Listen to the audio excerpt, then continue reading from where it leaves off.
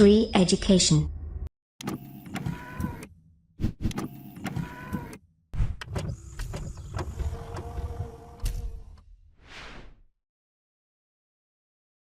नमस्कार दोस्तों, श्री एजुकेशन की तरफ से आप सभी का स्वागत है। मेरा नाम है रवि। तो दोस्तों, आज के इस वीडियो में पढ़ेंगे आधुनिक भारत का इतिहास। ये बहुत ही इम्पोर्टेंट टॉपिक है। आज से हम ये आधुनिक भारत का इतिहास सीरीज स्टार्ट करने जा रहे हैं। ये उसका पहला वीडियो है, ये पार्ट 1 है। दोस्तों, अगर आप हमारे वीडियो फॉलो करते होंगे तो आपने क्रैश कोर्स हमारे देखे होंगे इतिहास पे। क्रैश कोर्स में हमने लगभग बहुत सारा कंप्लीट कर लिया है। प्राचीन भारत के सारे टॉपिक कंप्लीट कर लिए हैं और मध्यकालीन भारत के सारे टॉपिक कंप्लीट कर लिए हैं। अब हम इस योग्य हो चुके हैं कि आधुनिक भारत हम पढ़ सकते हैं, क्योंकि हमें मराठाओं के बारे में पूरी इन्फॉर्मेशन हो गई है, मुगलों के बारे में पूरी इन्फॉर्मेशन हो गई है। तो हम आधुनिक भारत वहाँ से स्टार्ट करेंगे जब यूरोपीय जो कंट्रीज़ है वो भारत में आना स्टार्ट करती हैं, वहाँ से हम स्टार्ट करेंगे। और बीच बीच में थोड़ी थोड़ी जो डायनेस्टी है छोटी छोटी, उनका यूज़ आएगा, मैं उनके बारे में आपको एक्सप्लेन करता जाऊँगा। ये आधुनिक भारत का इतिहास आपके लिए इसलिए भी इम्पोर्टेंट है क्योंकि इतिहास का 50% जो पोर्शन एग्जाम में आता है ना, वो आधुनिक भारत से ही है। कभी कभी इससे भी ज़्यादा आ जाता है। मध्यकालीन और प्राचीन भारत एक तरफ और आधुनिक भारत एक तरफ, इसमें बहुत इंपॉर्टेंट टॉपिक है।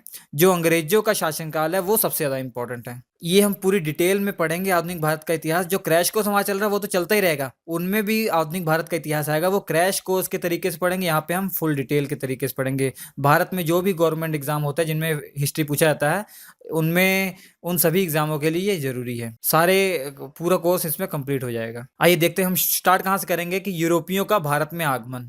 कि जब यूरोपियन कंपनी, जो यूरोप की कंपनी थी, वो जब भारत में आना स्टार्ट हुई, वहां से हम पढ़ेंगे।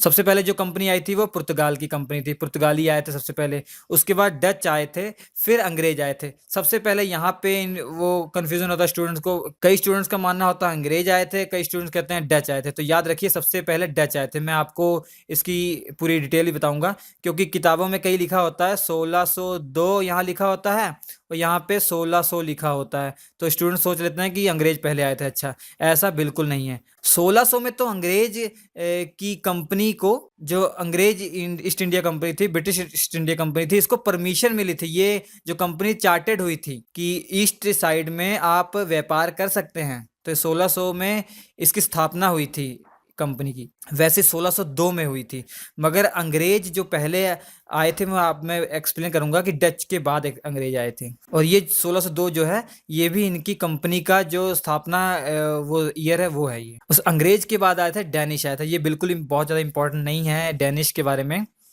और इसके बाद आए थे फ्रांसीसी। फ्रांसीसी जो हैं सबसे लास्ट में आए थे, लगभग सबसे पहले ये चले जाएंगे। ये मैं एक्सप्लेन करूंगा आपको, कि थोड़ा बहुत जो रहता है वो एक्सप्लेन बाद में करूंगा मैं, जब इसके बारे में डिटेल में पढ़ूंगा।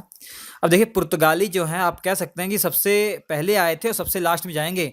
दीव दमन और जो गोवा में है, 1961 में गए थे ये। मैं भी ये भी एक्सप्लेन करूंगा, ठीक है। तो ये हमें 5 चीज यूरोप के बारे में, कंट्रीज के बारे में पढ़ना है जो भारत में आई थी। तो इनका सीरियल आप पहले याद कर लीजिए। पुर्तगाली पहले आए थे, डच पहले आए थे, उसके बाद आए थे अंग्रेज, उसके बाद आए थे डैनिश, फिर फ्रांसीसी आए थे। देखिए, सबसे पहले पुर्तगाली जो आए थे, पुर्तगाली। ये पुर्तगाल आप मैप में देख सकते हैं, रेड कलर का।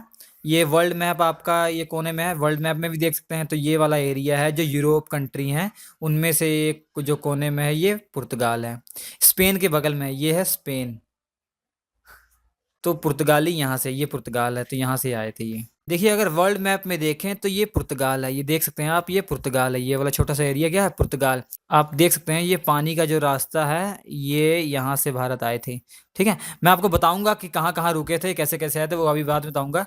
पहले ये देखिए, पुर्तगाली आए थे। ये क्यों आए? क्योंकि उस टाइम क्या था, ये आप देख सकते हैं, इटली है। उस टाइम यूरोप में जो था, इटली का व्यापार पूरे यूरोप में फैला हुआ था। लगभग पूरे यूरोप में इटली का व्यापार फैला हुआ था, और कोई भी कंट्री जो है ट्रेडिंग नहीं कर पा रही थी, कोई व्यापार नहीं कर पा रही थी। अगर वो यूरोप को छोड़कर इस साइड जाएं तो इस साइड भी पॉसिबल नहीं था। इस साइड क्योंकि तुर्की फैले हुए थे और जो मिस्र था वो फैले हुए थे, जिसे आप इजिप्ट कहते हैं। इजिप्ट और जो तुर्की थे वो फैले हुए थे, तो इनको प्रॉब्लम हो रही थी। तो उसके बाद क्या हो रही थी कि जैसा कि हम जानते हैं, आविष्कार की जननी है। तो यहाँ के लोगों में ये टैलेंट था, कि यूरोप के लोगों में ये टैलेंट था कि समुद्री रास्ते खोजने में बहुत माहिर थे। उनमें से जो पुर्तगाली लोग थे वो बहुत ही ज़्यादा माहिर थे, क्योंकि वहाँ पे उस टाइम क्या हो रहा था कि दिशा सूचक की खोज हो चुकी थी। दिशा सूचक की खोज उस समय हो चुकी थी। तो इन्होंने एक्सपेरिमेंट करना शुरू कर दिया, तो उसका यूज़ करना शुरू कर दिया कि हम नई नई जगह खोजेंगे, पानी के उस पार इधर उधर खोजेंगे। तो ये बहुत उस टाइम वो थे। ज़्यादा पीछे ना जाते हुए मैं आपको बताता हूँ कि 1488 में लगभग एक बार्टोलोम्यू डियास नाम का एक पुर्तगाली था, जो कि पुर्तगाल से चलकर आया। उसने जो अफ्रीका जो महाद्वीप है, अफ्रीका महाद्वीप, अफ्रीका में एक जगह का उसने वो खोज की थी जिसको नाम दिया गया केप ऑफ गुड होप। ये बहुत इंपॉर्टेंट जगह है, ये केप ऑफ गुड होप। नाम से ही पता लग रहा है कि मतलब यहाँ से कोई और जगह ढूंढने की होप अच्छी है, तो इसका नाम रखा गया क्या, केप ऑफ गुड होप। तो जो ये रेड कलर का निशान है, इस रास्ते से वो आया था, केप ऑफ गुड होप उसने रखा। तो ये वापस जाने का भी रास्ता है, एक वापस जाने का, एक आने का रास्ता है। तो ये 1488 में बार्टोलोमियो डियास ने क्या किया था, केप ऑफ गुड होप की खोज की थी, जो कि अफ्रीका में है। अब ये देखिए, सबसे पहले ये जान लीजिए कि पुर्तगाल की जो राजधानी है लिस्बन है, ठीक है, ये भी क्वेश्चन आ जाता है। और पुर्तगाल की जो करेंसी है, ये यूरो है। तो पुर्तगाल के बारे में हम पढ़ रहे हैं ना, तो ये है। 1488 के बाद 4 साल के बाद क्या हुआ, 1492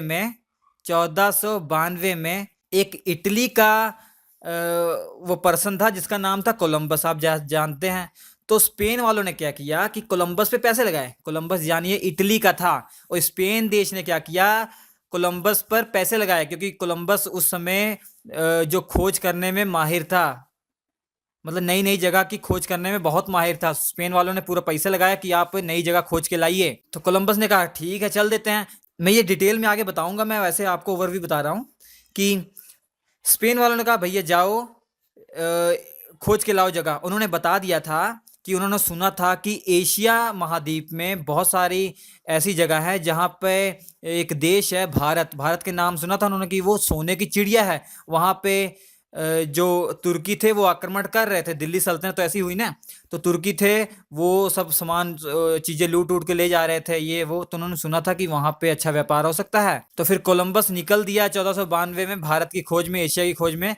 वो गलती से भारत की खोज की करने की बजाय ये अमेरिका में पहुंच गया। तो इसलिए कहा था 1492 में कोलंबस ने किसकी खोज किया, अमेरिका की। अमेरिका की खोज किसने की है, कोलंबस में। एक क्वेश्चन ये है कि पूछा जाता है अमेरिका खोज करने वाला कौन है, कोलंबस। ये गलती से की थी उसने, वो खोज करने गया था इंडिया की, मगर उसने खोज कर दी किसकी, अमेरिका की। उसके बाद देखिए वास्को डिगामा नाम का एक व्यक्ति था जो पुर्तगाली था, वो खोज करने आया एशिया महाद्वीप की, मतलब व्यापार के सिलसिले में। तो वो आया, तो देखिए इस रास्ते से आया था, इस रास्ते से आया। सबसे पहले उसको तो वहां तक का रास्ता पता था, सभी पुर्तगालियों को केप ऑफ गुड होप का रास्ता पता था, क्योंकि ये 1488 में इसकी खोज हो चुकी थी, तो इनका रास्ता यहाँ से पता था। अब जब यहाँ पहुंचा, ये केप ऑफ गुड होप पहुंचा, तो इसको यहाँ एक गुजराती मिला, इसको यहाँ एक गुजराती मिला जिसका नाम था इबन मजीद।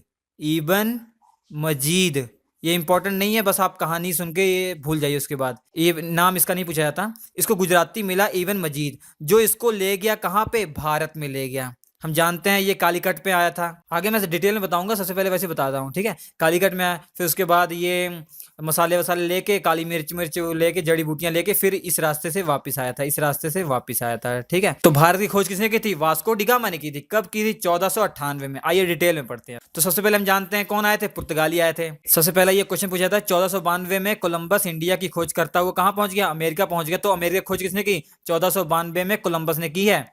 उसके बाद देखिए व्यापारिक खोज में पुर्तगाली सबसे आगे थे, व्यापारिक खोज में पुर्तगाली क्या थे, सबसे आगे थे। और 1498 में वास्को डिगामा ने भारत की खोज की, वह केप ऑफ गुड होप के रास्ते से भारत गया था। हमने बताया ना आपको, केप ऑफ गुड होप पे गया, वहां पे इबन मजीद इसको गुजराती मिला, वो इसको भारत पे ले गया। और आपको हमने बता दिया 1488 में केप ऑफ गुड होप की खोज किसने की थी, बार्टोलोमियो ने की थी। ये हमने आपको मैप दिखाई दिया कि बार्टोलोमियो ने की थी। और ये भी हमने आपको बता दिया कि यहाँ से चला, पुर्तगाल से चला, यहाँ पहुँच गया कहाँ पे, कालीकट में पहुँचा। इंडिया में कौन सी जगह पे उतरा था, कालीकट में गया था, ठीक है। देखिए वास्को डिगामा कालीकट पर कब पहुंचा था, 20 मई 1498 पर पहुंचा था। कालीकट को कोझिकोड भी कहते हैं, कोझिकोड, जो कि केरल में है, ठीक है। तो कालीकट में उतरा, कोझिकोड में उतरा, या केरल में उतरा, केरल पे ये उतरा, मतलब उतरा क्या, पानी वाली जहाज से गया था। उसका देखिए वहां का एक राजा था, लोकल राजा जमोरियन, ने उसका बहुत ही अच्छे से स्वागत किया, बहुत ही ट्रेडिशनल तरीके से स्वागत किया, अपने तरीके से स्वागत किया। उसमें देखिए ज़ेमोरिन का नाम ज़ेमोरिन नहीं था, ज़ेमोरिन का नाम जो पुर्तगाली वहाँ आए थे ना, जिन्होंने लिखा अपनी किताब में, उन्होंने उसका नाम ज़ेमोरिन लिखा है। क्योंकि वो हिंदू राजा था, उसका नाम ये पढ़ नहीं पाते थे, उसका नाम ये प्रोनाउंस नहीं कर पाते थे। उसका नाम इम्पोर्टेंट नहीं है आपके लिए, समूथरी टाइप का था, समूथरी ऐसा कुछ कहते हैं, समूथरी। ठीक है? तो ये कहा जाता है समूथरी, मगर ज़ेमोरिन ज़ेमोरिन ये बोलते थे उसको, तो नाम उसका क्या रख दिया? ज़ेमोरिन ही रख दिया है। उसने बड़े ही ट्रेडिशनल तरीके से स्वागत किया। अब इनको विश्वास नहीं हो रहा था, वास्को डी गामा और इनकी टीम जो थी, वास्को डी गामा को विश्वास नहीं हो रहा था कि कोई इतनी अच्छे से स्वागत थोड़ी कर सकता है, कि उन्हें डर लग रहा था कि ये इनको कुछ करेंगे। क्यों डर लग रहा था? क्योंकि इनके रास्ते में इतनी अड़चनें आई थी, 97 से चले थे, 1497 से चले थे, 1498 पहुंचे। इनके रास्ते में इतनी अड़चनें आई थी कि इनको विश्वास नहीं हो पा रहा, किसी पे भरोसा नहीं कर रहे थे। तो जो ज़ेमोरियन थे, इनको इनका स्वागत किया। इसके बाद इनको ले गए, मूर्ति अपने मंदिर पे ले गए, जहाँ पे एक देवी की मूर्ति थी। तो वास्को डी गामा को गलतफ़हमी हो गई कि ये जो मूर्ति है ईसा मसीह की माता की मूर्ति है शायद। तो उनको विश्वास हो गया, गलती से ही सही, मगर विश्वास हो गया कि हाँ, ये हमारे ही लोग हैं, ये भी ईसाई हैं, क्योंकि भाषा समझ पाते नहीं थे। देखिए ये ज़ेमोरियन की फ़ोटो है, ये जो बैठा हुआ ज़ेमोरियन है। ये ज़ेमोरियन वहाँ उस समय कैमरे तो बने नहीं थे, कैसे बन गई ये फ़ोटो तब? जो पुर्तगाली थे उनमें कोई आर्टिस्ट भी तो होगा, उन्होंने पेंटिंग-वेंटिंग बनाई, तो इस तरीके से ये पता लग गया कि हाँ, ये ज़ेमोरियन था। तो देखिए ये बहुत ही ट्रेडिशनल तरीके से स्वागत किया था। ये देखिए इनकी टीम है, ये वो है, और ये ज़ेमोरियन राजा ने बहुत ही अच्छे से स्वागत किया था। अब देखिए वो वास्को डी गामा पहुंच गया। वास्को डी गामा वहां आया तो क्या किया उसने? उसे सबसे पहले उसने क्या किया, वहां से मसाले और काली मिर्च और बहुत सारी जड़ी बूटियां, ऐसा कहा जाता है कि मसाले वसालों मतलब उठा के ले गया था वो। ठीक है, ले गया और उसने उसका व्यापार किया। उसको 60 गुना मुनाफा हुआ, कि मतलब अगर 100 रुपए का यहाँ सामान ले गया ना, तो 6000 का उसने बेचा, तो मतलब 60 गुना लाभ हो रहा था। तो बहुत लाभ हो रहा था, तो उसको हड़कंप मच गया। मतलब उसने हर जगह एक्साइटेड हो गया, हर जगह बताने लग गया अपने दोस्तों को कि भाई यहाँ एक देश है भारत नाम का, इंडिया नाम का, मतलब अपनी भाषा में कुछ भी कहा होगा, मैं आपको समझा रहा हूँ। इंडिया नाम का देश है, तो वहाँ पे खतरनाक है यार, वहाँ पे तो अच्छी अच्छी फ़ायदा हो जाएगा हमारा, कम टाइम में अमीर हो जाएंगे हम। तो सबसे पहले उसने किसको बताया था? पेड्रो अल्वर्स कब्राल नाम का एक व्यक्ति था, जिसने ब्राज़ील की खोज की थी, वो पुर्तगाली था। अगर मैं यहाँ लिख दूँ, पेड्रो अल्वर्स कब्राल। तो पेड्रो अल वर्स कब्राल जो है, ये पुर्तगाली थे, इन्होंने ब्राज़ील की खोज इसने की थी। तो ऐसे मतलब मैं बताया ना मैंने आपको कि जो पुर्तगाली थे, ये खोज करने में माहिर थे इधर-उधर की। तो इन्होंने ब्राज़ील की खोज की थी, इसने इसको बताया अच्छा ये है। तो फिर पुर्तगाली सरकार को ऐसे पता लगा, तो उन्होंने क्या किया उसके बाद, तो कोचीन में उन्होंने फैक्ट्री डाल दी। तो पुर्तगालियों ने कोचीन में अपनी पहली फैक्ट्री डाली थी। बहुत इंपॉर्टेंट क्वेश्चन है, पुर्तगालियों ने सबसे पहली फैक्ट्री कहाँ डाली थी? अपनी कोचीन में डाली थी। देखिए आप मैप देख सकते हैं, ये कालीकट है, यहाँ पे वो आया था, और उसके नीचे यहाँ पे ये कोचीन है। ठीक है, ऐसा कहा जाता है कि 1500 ईस्वी में डाली थी। 1500, कहीं कहीं आपको 1502 मिल जाएगा, कई इतिहासकार ऐसे बोलते हैं। तो इसके लिए कंफ्यूज नहीं है, कोई पूछता नहीं डेट, 1500 है या 1502, ज़्यादातर जो आपको मिलेगा 1500 मिलेगा। वो कोचीन में इन्होंने 1500 में लगभग अपनी पहली फैक्ट्री डाली थी। और वास्को डी गामा अपने जीवन में 3 बार भारत आया था। जब लास्ट बार भारत आया था, इसको गवर्नर बना दिया था पुर्तगालियों ने। उसका देखिए पुर्तगालियों की फैक्ट्री लग गई, तो पुर्तगालियों ने क्या किया, यहाँ पे अपना फैला दिया पूरा। उसके बाद 5 साल के बाद क्या किया, फैक्ट्री बनने के 4-5 साल बाद क्या किया, उन्होंने अपना गवर्नर एक स्थापित कर दिया। तो पहले क्या होता था, गवर्नर बनाते थे। तो किसको 1505 में गवर्नर बनाया? बहुत इंपॉर्टेंट है, फ्रांसिस्को द अल्मेडा को। फ्रांसिस्को द अल्मेडा को क्या किया इन्होंने? गवर्नर बना दिया। तो भैया ये गवर्नर बन गया था, तो इसने क्या किया, ये तट जो हमारा ये आप देख रहे हैं, ये पश्चिमी घाट है ना, ये भारत का पश्चिमी घाट है। तो पश्चिमी घाट पे ये कब्जा शुरू कर दिया इन्होंने। ऊपर जाते रहे, ऊपर जाते रहे। भैया ऊपर जाएंगे तो पहले से भी किसी का राज है ना, तो उनको दुख तो होगा, उनको गुस्सा तो लगेगा। तो इसके बाद क्या हुआ, 1505 के बाद 3 साल के बाद या 4 साल के बाद 1508 में, तो जैसे जैसे ये ऊपर जा रहे थे, तो जो वहाँ के लोकल राजा थे उनको अच्छा नहीं लग रहा था। तब उस टाइम जो गुजरात का एक लोकल राजा था, महमूद बेगारा जिसका नाम था, और वहाँ पे हम आपको बताया कि तुर्की और जो मिस्र के, इजिप्ट के लोग हैं, वो भी तो व्यापार कर रहे हैं, तो उनको भी अच्छा नहीं लगेगा। तो इन्होंने एक वो बनाया, गुट बनाया कि जो महमूद बेगारा और जो तुर्की का सुल्तान वहाँ पे था और इजिप्ट के जो सुल्तान थे, उन्होंने एक गुट बनाया और हमला कर दिया। 1508 में लड़ाई कर दी किसके साथ, इनके साथ, पुर्तगालियों के साथ। उस लड़ाई को चोल का युद्ध कहा जाता है, battle of Chola, battle of Chola का युद्ध कहा जाता है, जिसमें क्या थे, महमूद बेगारा जो गुजरात का वो था, और तुर्की का सुल्तान, और इजिप्ट मतलब मिस्र का सुल्तान था, वो एक तरफ थे। और दूसरी तरफ कौन था, फ्रांसिस्को द अल्मेडा, जो कि गवर्नर, पहला गवर्नर वो था पुर्तगालियों का। तो पुर्तगालियों की बहुत बुरी तरीके से हार हुई। इसी युद्ध में फ्रांसिस्को ने अपना एक बेटा भी खो दिया था। अब उसके एक साल बाद 1509 में एक दूसरा गवर्नर बन के आया पुर्तगालियों की तरफ से, जिसका नाम था अल्फांसो द अल्बरकुक। तो ये आपको याद रखना, दूसरा ये गवर्नर था जो पुर्तगालियों की तरफ से बन के आया 1509। ये बहुत ही इंपॉर्टेंट दोस्तों। इसने क्या किया था, गोवा पे इसने अधिकार सबसे पहले किया था। 1510 में क्या हुआ था, एक बीजापुर का था वो नवाब था, एक उसका नाम था यूसुफ आदिल शाह। बीजापुर का राजा कौन था, यूसुफ आदिल शाह। इसको इसने हरा कर गोवा इसे जीत लिया था 1510 में। 1510 में इस अल्फांसो द अल्बरकुक जो पुर्तगाली का दूसरा गवर्नर था, इसने किसको हराया था, यूसुफ आदिल शाह को हराया था। और क्या जीता था, गोवा को जीत लिया था। गोवा को इसने 1510 में जीत लिया था। और ये 1961 तक इनका राज रहा इस पे, ये पुर्तगाली यहाँ पे 1961 तक, देश आजाद हो गया तो उसके बाद तक, फिर बाद में हटाया गया। अब पुर्तगाली देखिए, ये पुर्तगाली जो हैं ये बहुत फेमस इसलिए थे क्योंकि ये सबसे पहले प्रिंटिंग मशीन यही लाए थे भारत में। सबसे पहले प्रिंटिंग मशीन जो है भारत में यही लाए थे। तो प्रिंटिंग प्रेस कौन लेकर आया था, यही लेकर आए। एक और ख़राब चीज़ भी लेकर आए थे, तंबाकू भी ये लेकर आए थे। तो पुर्तगाली तंबाकू की शुरुआत भी इन्होंने करवाई थी। तंबाकू की शुरुआत किसने करवाई थी, इन्होंने करवाई थी। उसका देखिए ये जो मैप है, ये जहाँ पे आपको दिख रहा है ये सब, ये जो जगह है ये इनकी फैक्ट्रियाँ थी। यहाँ पे पूरा इनका राज हो गया था, किनका, पुर्तगालियों का। हमने आपको बताया सबसे पहले वो कैलिकट में आए थे, कैलिकट में आया था, और सबसे पहले उसने क्या किया था, कोचीन में अपनी फैक्ट्री डाली थी। ठीक है, मैंने बताया ना आपको 1502 मिल जाएगा, कहीं 1500 मिल जाएगा, तो यहाँ पे फैक्ट्री डाली थी। उसे धीरे धीरे फैलाते रहे, ये पूरा फैला दिया। ये देखिए ये पूरा यहाँ पे भी फैला दिया और इधर भी फैला दिया, आप देख पा रहे हैं। तो ये पूरा जो ये जो हमारा ईस्ट वाला साइड है, यहाँ तक इन्होंने फैला दिया था, जहाँ पे देख रहे हैं आप अभी बांग्लादेश है, ये सब यहाँ तक फैला दिया था इन्होंने अपना। एक चीज़ ये देखिए कि जो गोवा जीता था इन्होंने, ये जो गोवा जीता था इन्होंने उनसे, यूसुफ आदिल शाह से, तो ये बहुत इंपॉर्टेंट इनके लिए था, क्योंकि आप देख सकते हैं कि जो हमारा पश्चिमी घाट है, पश्चिमी घाट में ये केंद्र है बीच में। तो यहाँ पर ये रह कर ना, ये चारों बगल, इस साइड भी वो कर सकते थे, इस साइड भी वो देख रेख कर सकते थे, तो यहाँ से पूरा संचालित कर सकते थे। इसलिए बहुत इंपॉर्टेंट था पुर्तगालियों के लिए। तो ये पूरा पश्चिमी घाट में इन्होंने पूरा कब्जा कर लिया था।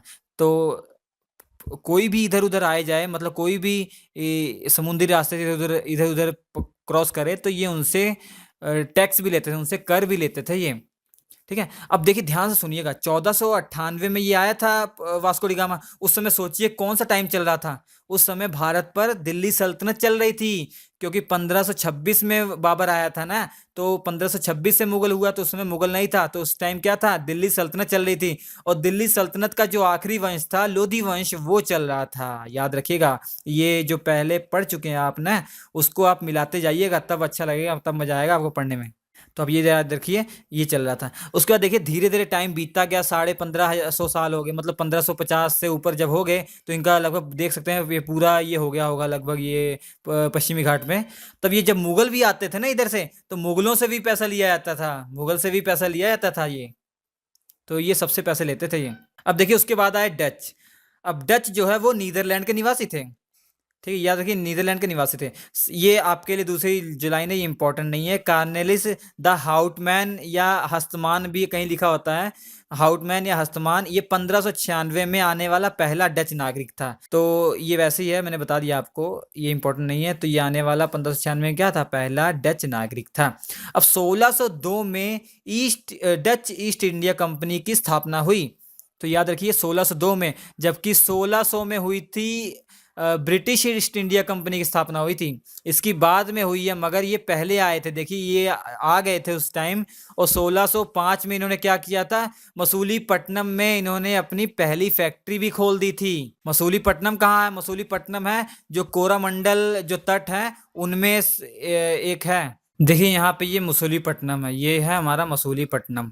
तो डचों की जो पहली फैक्ट्री थी कहाँ थी? मसूलीपट्टनम। और मसूलीपट्टनम देखिए ये कोरामंडल जो तट है वहां पर स्थित है। कोरामंडल तट, ये जो पूरा तट है पूर्वी घाट का ये वाला तट है, इसको कोरामंडल कहा जाता है, ठीक है। तो कोरामंडल में यहाँ पे क्या है? मसूलीपट्टनम है। तो मसूलीपट्टनम में इन्होंने डचों, जो डच थे, इन्होंने पहली फैक्ट्री अपनी खोली थी। उसके बाद देखिए पुलिकट को इन्होंने क्या किया था? अपना हेडक्वार्टर बनाया था। हेडक्वार्टर किसको बनाया? पुलिकट को बनाया था। बाद में इसको चेंज भी कर दिया था, बाद में नागापट्टनम को पकड़ दिया था, नागापट्टनम को, ठीक है। पुलिकट पहले थी, उसके बाद नागापट्टनम को इन्होंने हेडक्वार्टर अपना बनाया था, बाद में बनाया था पुलिकट के बाद। देखिए ये नागापट्टनम है, ये क्या है? नागापट्टनम, ठीक है। पहले तो पुलिकट था, उसके बाद फिर क्या हुआ? ये नागापट्टनम इन्होंने कर दिया। देखिए जैसे पुर्तगाली थे ना, पुर्तगाली मसाले वसाले का व्यापार करते थे, जड़ी बूटियों वाला का। मगर जो ये थे, डच थे, ये इस तरीके से व्यापार नहीं करते थे। वो व्यापार करते थे किसका? सूती वस्त्र का व्यापार करते थे ज़्यादातर। कच्चा रेशम का व्यापार करते थे, जैसे अफीम, नमक, चावल और बहुत सारी ऐसी चीज़ें हैं, उसका व्यापार करते थे, ठीक है। नीला शोरा, ये सब इसका व्यापार करते थे। ये उनका व्यापार नहीं करते थे जो वो करते थे मसालों वसालों का। और जो सूती वस्त्र है वो डचों के कारण बहुत फेमस हुआ है। भारत का जो सूती वस्त्र व्यापार था ये सबसे ज्यादा डचों ने इसका प्रारंभ किया था। उसके बाद देखिए क्या हुआ होगा कि 1608 के बाद वो भी आ गए होंगे, अंग्रेज भी आ गए होंगे, हैं। अंग्रेज भी आ गए उस टाइम, डच भी हैं और उस टाइम पुर्तगाली भी हैं, और एक ही जगह भारत में ही है। तो कुछ तो होगा, लड़ाई झगड़ा तो होगा ही ना। तो फिर क्या होता था कि जो डच ने कुछ जगह पर, जो पुर्तगाली कुछ जगह को रिप्लेस करते गए, मतलब जहाँ पे उनका था आधिपत्य वो अपना वहाँ पे फैलाते गए धीरे धीरे।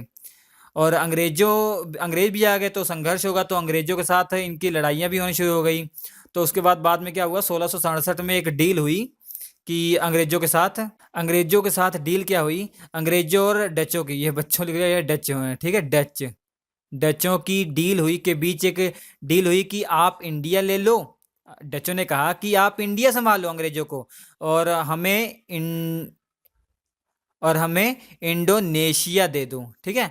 किसने कहा? डचों ने कहा हमें इंडोनेशिया दे दो, जो कि बगल में ही है। इंडोनेशिया दे दो, आप इंडिया संभालो। क्योंकि देखिए उस टाइम वो एशिया के लिए रवाना हुए थे ना, पुर्तगाली भी एशिया के लिए रवाना हुए थे, और डच भी और अंग्रेज भी। तो बगल में एशिया में इंडोनेशिया जो है, इंडोनेशिया पर भी इन्होंने अपना अधिकार कर लिया था। वहां भी जैसे भारत में हो रहा था ना, वैसे इंडोनेशिया में भी हो रहा था। मगर दिक्कत क्या है कि हम तो भारत के हैं, हमें भारत में परीक्षा देनी है, एग्जाम देने हैं, तो हम तो भारत में जो हुआ वही तो देखेंगे। अब जो इंडोनेशिया के लोग हैं, अब वो जो जो वहाँ के स्टूडेंट है वो पढ़ेंगे कि हमारे इंडोनेशिया पर किसने किसने आक्रमण किया था, वो देखेंगे। वो हमें नहीं लेना देना उसका कुछ, ठीक है। हमें भारत का लेना देना कि भारत में यूरोपियों ने कैसे कैसे किया। तो वहाँ पे भी संघर्ष चल रहा होगा, तो उस वजह से इन्होंने कहा होगा कि 1667 में डील हुई कि अंग्रेजों ने कहा कि ठीक है भैया, कोई दिक्कत नहीं, हम वो इंडोनेशिया आप ले लो, हम ये दे दो। मगर हम जानते हैं अंग्रेज जो थे दगाबाज थे, तो उन्होंने पता नहीं क्या क्या किया होगा। उसका देखिए अंग्रेजों और डचों के एक बहुत खतरनाक युद्ध हुआ था, जिसे कहते हैं बेदरा का युद्ध। बेदरा का युद्ध कब हुआ था? 1759 में हुआ था। देखिए 1759 याद रखिए, 1759 में हुआ था। इसके पहले बहुत सारी घटनाएं हो चुकी है, 1757 में भी बहुत सारी घटनाएं हो चुकी हैं। जानते 1757 तो बहुत मेन है, जैसे प्लासी का युद्ध हुआ था ना, ये सब हो चुका है। इसके बाद मैं केवल डच और इंग्लिश की बात कर रहा हूँ, अंग्रेजों की बात कर रहा हूँ, इसलिए बता रहा हूँ। अंग्रेजों को हम बहुत डिटेल में पढ़ेंगे, इसलिए मैं आपको पहले बता दे रहा हूँ कि जो डचों ने और अंग्रेजों के बीच क्या क्या हुआ था, वो पहले की जो बातें हैं 59 में, ये बता दे रहा हूँ, ठीक है। इसके पहले बहुत सारी घटनाएं हो चुकी हैं, अंग्रेज पावरफुल हो चुके हैं। तो 1759 में बेदरा के युद्ध में बेदार कर दिया अंग्रेजों ने, किसको? डचों को बेदार कर दिया, भगा दिया। तो बुरी तरीके से हराया था। उसके बाद लगभग जो है डच का यहाँ से गायब होना शुरू हो गया। तो 1759 के बाद जो डच थे वो भारत में नहीं रहे, वो उनका वहाँ से पलायन होना शुरू हो गया था। अब कब तक पलायन हुआ था ये आपको याद नहीं करना, ये आपको समझना नहीं है। बस 1759 में बेदरा का युद्ध हुआ था, उसके बाद पावर ओवर उनके पास छीन ली। अब थोड़े बहुत थे, सामान समून बोरिया बिस्तर उठाने में टाइम तो लगेगा, तो उसके बाद चले गए डच। तो इस वीडियो में हमने पढ़ा कि पहले पुर्तगाली आए, पुर्तगालियों ने क्या क्या किया, फिर डच आए, वो किया। इसके बाद वाले वीडियो में देखेंगे कि इसके बाद हम जानते हैं अंग्रेज आए थे, अंग्रेजों के बाद डैनिश आए थे, फिर फ्रांसीसी आए थे। तो हम ऐसा करेंगे कि हम आपको बता देंगे कि अंग्रेज कब आए थे, इन्होंने फैक्ट्री वैक्ट्री कहाँ लगाई थी स्टार्टिंग में, ये थोड़ा बहुत बता देंगे। उसके बाद डायरेक्ट हम चले जाएंगे डेनिश और जो हमारे फ्रांसीसी हैं, डेनिश डेनमार्क से आए थे, जो फ्रांसीसी तो फ्रांस सिंपल ही है, तो इनके बारे में आपको बता दूंगा। थोड़ी थोड़ी बातें आपको याद रखनी है जो एग्जाम में पूछी जाती हैं, वो आपको बता दूंगा। उसके बाद अंग्रेजों के ऊपर ही पूरा है, पूरा जो आधुनिक भारत अंग्रेजों के ऊपर है, तो वो हम अलग से पढ़ेंगे। ठीक है, तो ये इसका पहला वीडियो था। इसके जो दूसरा वीडियो होगा वो आप देखना ना भूलिए। मैं जल्दी से जल्दी सारे वीडियो अपलोड कर दूंगा। अगर अच्छा लगे आपको प्लीज़ लाइक कीजिएगा, अगर अच्छा लगे तो कमेंट करके बताइएगा, ताकि मैं बहुत जल्दी आपके लिए मैं वीडियो अपलोड कर सकूं। तो ठीक है, मिलते हैं अगले वीडियो में, तब तक के लिए नमस्कार।